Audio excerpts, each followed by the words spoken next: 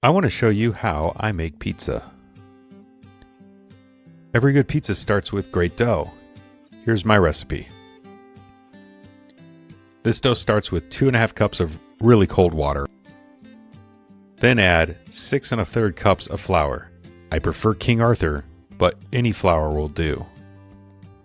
Add in a tablespoon of sea salt and a package of yeast.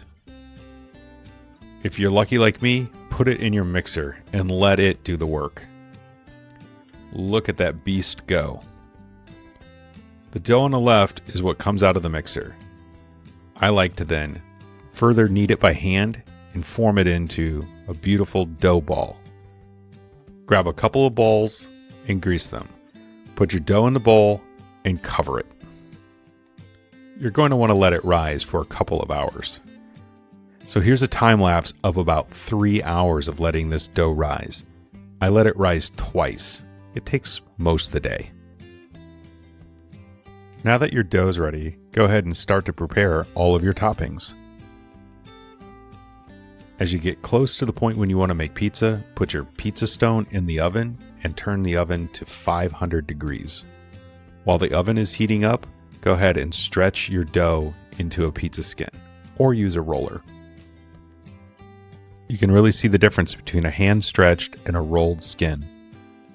I like to oil my skins, and in this case I'm going to do a white pie on the one in the background. So I've seasoned the oil with garlic salt. For the white pie, I'm using ricotta, parmesan, and mozzarella.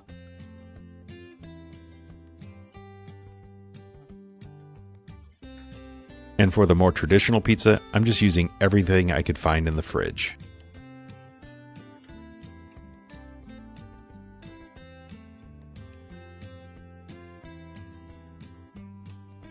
After 8 minutes in a 500-degree oven, this pizza's ready for eating.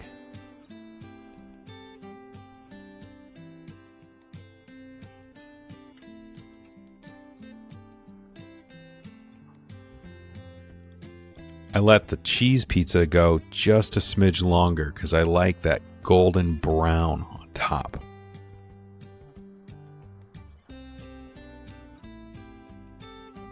There you have it, a beautiful Works pizza and a beautiful 3-cheese pizza.